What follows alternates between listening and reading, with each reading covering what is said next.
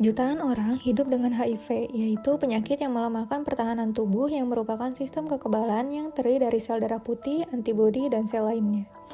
CD4, salah satu jenis sel darah putih, bertugas melawan infeksi, tetapi HIV menyerang sel CD4.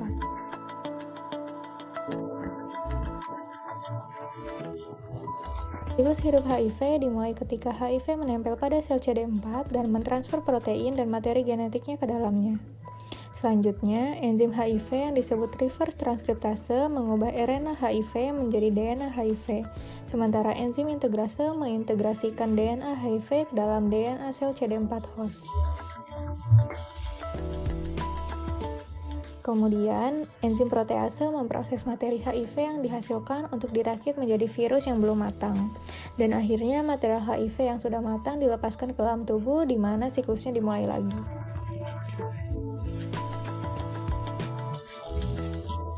Tidak ada obat untuk HIV, tetapi pengobatan antiretroviral dapat mengurangi reproduksi HIV dengan menghentikan siklus hidup HIV.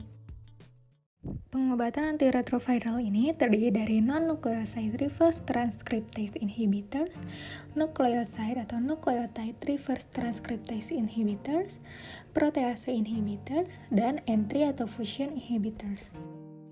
Non-nucleoside reverse transkriptase inhibitor atau NNRTI merupakan molekul kecil yang mengikat enzim reverse transkriptase dari HIV1 di situs yang berbeda dari situs aktif enzim DNA polimerase dan memblokir transkripsi balik retroviral melalui mekanisme aksi allosterik. Reverse transkriptase sendiri merupakan enzim yang ditemukan pada HIV yang mengubah RNA menjadi DNA, sehingga dengan memblokir reverse transkriptase berarti juga mencegah HIV bereplikasi. Untuk karakteristik dari NNRTI sendiri antara lain, menempel pada kantung hidrofobik subunit P66 dari enzim transkriptase, tidak perlu fosforilasi untuk aktif, tidak mengganggu polimerase DNA, dan hanya aktif terhadap HIV1. Mekanisme aksi non-nucleoside reverse transkriptase inhibitors atau NNRTI. Setelah memasuki sitoplasma sel CD4, penguraian inti virus dapat terjadi. Inti matriks yang hancur melepaskan kapsid dengan materi genetik HIV dan enzim yang terkait ke dalam sel inang. Kemudian, kapsid melepaskan kodnya. Dua untai RNA virus yang diberi kode sendiri dan enzim virus kemudian dilepaskan ke dalam sitoplasma sel inang. Enzim reverse transkriptase atau RT kemudian diaktifkan dan sekarang siap untuk mengubah RNA virus menjadi DNA untai tunggal. Pada tahap ini, penghambat reverse transkriptase non-nukleosida atau NNRTI mampu memblokir fungsi enzim RT virus. Obat NRTI menargetkan enzim RT virus. Molekul NNRTI dapat mengikat ke pocket enzimatik aktif atau situs katalitik aktif dari enzim reverse transkriptase. Pengikatan molekul NNRTI ke reverse transkriptase inilah yang dapat mencegah enzim mengubah RNA virus menjadi DNA. Oleh karena itu, proses transkripsi balik terhambat dan siklus infeksi HIV akan terhenti. Berikut beberapa contoh obat golongan NNRTI. Ada efavirenz, nevirapin, rilpivirine, etravirine, doravirine, azufavirine, dan delafirdin. Pilihan yang paling sering digunakan yaitu efavirenz dan nevirapin. Lalu, efek samping obat golongan NNRTI. Yang pertama ada efavirenz 600 mg. Obat ini dikonsumsi 1 kali sehari. Efek samping yang mungkin timbul adalah kecemasan, ruam pada kulit, mual, mimpi buruk, dan insomnia. Dapat pula terjadi gejala psikiatri, tetapi dapat berkurang setelah pemakaian 4 minggu. Gejala ini biasanya muncul pada malam hari. Oleh karena itu, obat ini lebih baik digunakan pada malam hari sebelum tidur, sehingga efek samping yang dirasa akan berkurang. Pada beberapa kasus pengguna jangka panjang, dapat menyebabkan ginikomastia yaitu pembesaran payudara. Apabila terjadi efek tersebut, dapat dikonsultasikan dengan dokter untuk mengganti dengan nevirapin. Obat yang kedua adalah nevirapin 200 mg. Obat ini mirip dengan efavirenz tetapi dikonsumsi 2 kali sehari. Efek samping yang mungkin timbul adalah ruam pada kulit, demam, sakit kepala, mual, dan diare. Tetapi efek samping yang paling banyak dikeluhkan adalah reaksi alergi yang timbul setelah pemakaian jangka panjang. Reaksi yang paling ringan yaitu kemerahan pada tubuh dan yang paling berat bisa terjadi sindrom Stevens-Johnson. Apabila pasien alergi terhadap kedua obat tersebut, maka terdapat pilihan obat yang lain, yaitu dalpivirin 25 gram dengan efek samping ruam pada kulit dan hepatotoksisitas atau kerusakan pada sel hati. Lalu ada etravirin 200 mg dapat menyebabkan ruam dan hepatotoksisitas. Lalu ada doravirin 100 mg dapat menyebabkan mual, sakit kepala, kelelahan, sakit perut, diare, dan pusing. Lalu ada esoflavirin 20 mg, dapat menyebabkan pusing, sakit kepala, gangguan tidur, mual, dan diare. Lalu ada delafirdin 400 mg, dapat menyebabkan ruam, kelelahan, sakit kepala, dan mual. Nucleoside or nucleotide reverse transkriptase inhibitor atau NRTI. Transkripsi balik RNA menjadi DNA merupakan tahapan penting dalam replikasi DNA, dijalankan oleh enzim reverse transkriptase, di mana enzim ini dihambat oleh nukleoside atau nucleotide reverse transkriptase inhibitor, yang dimana NRTI ini akan bersaing dengan nukleosida alami seperti DTTP, DCTP, DGTP, dan DATP, bekerja dengan memasukkan ke dalam DNA virus. Mekanisme aksi NRTI mengarah pada aktivasi enzim reverse transkriptase, konversi RNA virus menjadi DNA rantai tunggal sekarang dapat memulai reverse transkriptase RRT, kemudian bergerak di sepanjang molekul RNA HIV dan menyalingnya ke DNA virus melalui penggabungan nukleosida yang terjadi secara alami. Penghambatan transkriptase balik nukleosida atau NRTI bersaing dengan nukleosida alami untuk mencegah penggabungan ke dalam DNA virus pada gilirannya, mencegah transkripsi balik.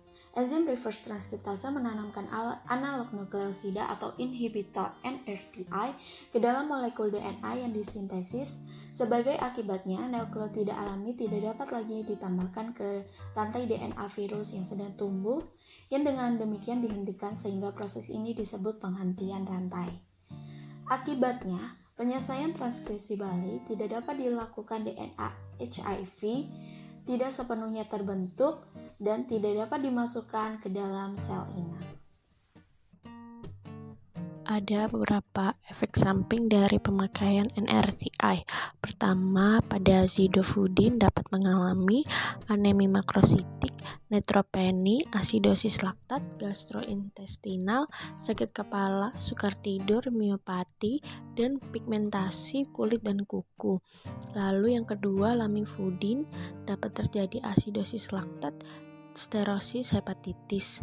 Lalu yang ketiga ada tenofovir, dapat terjadi insufiensi ginjal, sindrom Fanconi, sakit kepala, diare, mual, muntah, perut kembung, penurunan bone mineral density, dan osteomalacia. Yang keempat ada stafudin, dapat terjadi neuropati perifer, asidosis laktat, dan pankreasitis. Yang terakhir ada dianosin, dapat terjadi pankreasitis, neuropati, dan steatosis. Protease inhibitor adalah substrat analog untuk HIV aspartyl protease enzim yang terlibat dalam processing atau pengolahan protein virus. Setelah PI terikat ke situs aktif enzim diblokir dari aktivitas lebih lanjut. Protease inhibitor menghambat proses maturasi virus yang mengakibatkan kurangnya pembentukan virion fungsional. Obat ini sinergis dengan reverse transkriptase inhibitor. Mekanisme aksi, protease inhibitor adalah senyawa kimia kecil yang meniru substrat peptida alami dari enzim. Pengikatan inhibitor ke situs aktif enzim mencegah enzim menargetkan substrat alaminya karena inhibitor hanya dapat dilepaskan dari enzim setelah substrat dibelah atau cleaved.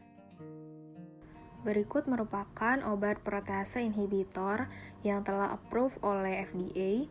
Yang pertama adalah atazanavir, yang kedua darunavir, ketiga sakuinavir, keempat tipranavir, dan yang kelima fosamprenavir. Efek samping protease inhibitor yang paling umum terjadi adalah yang pertama nausea, yang kedua adalah diare, yang ketiga meningkatkan kolesterol darah, yang keempat meningkatkan trigliserida, Yang kelima, meningkatkan low density lipoprotein. Dan yang keenam adalah ruam, termasuk makula, makulopapula, papula, erythematosus, dan dermatitis alergi. Efek samping protease inhibitor yang paling umum terjadi atau sekitar 1-10%. Yang pertama adalah muntah, kedua distensi perut, ketiga nyeri abdominal, yang keempat konstipasi, yang kelima mulut dan bibir kering, keenam dispepsia, ketujuh meningkatkan amilase darah, kedelapan diabetes mellitus, dan yang kesembilan adalah anoreksia. Kelas obat selanjutnya yaitu integrasi inhibitor, yaitu obat yang memiliki tujuan untuk menghalangi proses integrasi atau proses masuknya DNA virus terhadap DNA inang atau DNA host. Obat ini akan memblokir enzim integrase yang menyambungkan DNA virus dengan DNA manusia atau host. Contoh obat dari integrasi inhibitor adalah raltegravir yang aktif terhadap HIV1 dan HIV2, kemudian memiliki bioavailabilitas oral yang cukup bervariasi, dan konsentrasi puncak raltegravir dicapai dalam 1-3 jam, serta dosisnya yaitu 2x400 mg, dan ditoleransi oleh pasien dengan baik karena memiliki efek samping yang cukup sedikit. Raltegravir akan dimetabolisme oleh OGD1A1, namun ketika dipakai dengan atazanavir, perlu diingat bahwa atazanavir menaikkan kadar RAL atau raltegravir, sedangkan pemakaian obat tenofovir akan menurunkan. Perlu juga dicatat bahwa pemakaian bersamaan dengan rifampicin perlu ada penaikan dosis raltegravir menjadi 2x800 mg per hari. Untuk mengetahui cara kerja dari integrasi inhibitor, kita harus mengetahui cara kerja dari integrasi terlebih dahulu yang akan mengikat DNA dari host cell dengan DNA dari virus, dan inilah ikatan yang akan terjalin dari DNA dari host cell dengan DNA dengan virus. Kemudian cara kerja dari obat integrasi inhibitor, contohnya adalah raltegravir. Raltegravir akan menghambat kerja dari integrase dengan mengikat dirinya dengan integrase, sehingga tidak bisa terjadi ikatan antara host cell DNA dengan DNA dari virus itu. Untuk mengetahui cara kerja secara mendalam, mari kita pertama melihat mekanisme infeksi virus terhadap host cell. Virus akan masuk kepada host cell, dan proses ini disebut sebagai absorpsi virus atau penetrasi virus ke dalam host cell.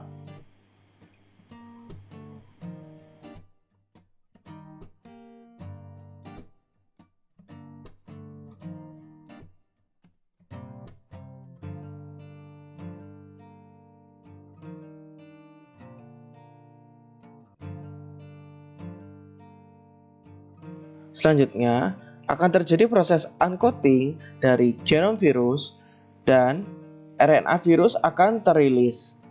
Selanjutnya, akan terjadi proses reverse transkriptase dari RNA menjadi proviral DNA.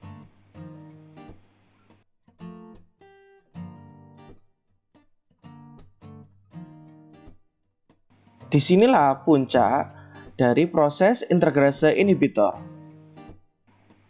Hal ini karena setelah proses reverse transkriptase menjadi DNA, maka DNA dari virus akan mengikat dengan DNA dari host melalui integrase.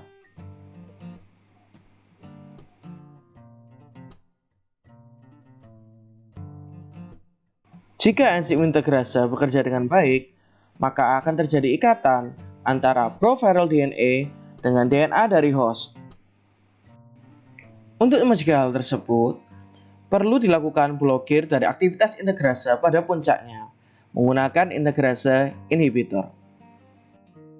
Kelas integrase inhibitor merupakan obat antiretroviral yang potensinya lebih tinggi dari kelas lainnya. Obat yang termasuk dalam kelas ini adalah raltegravir, dolutegravir, elvitegravir, cabotegravir, dan bictegravir. Selanjutnya ada efek samping dari integrase inhibitor. Pertama, meningkatnya level kreatinin secara ringan jika digunakan dengan obat nefrotoksik lainnya.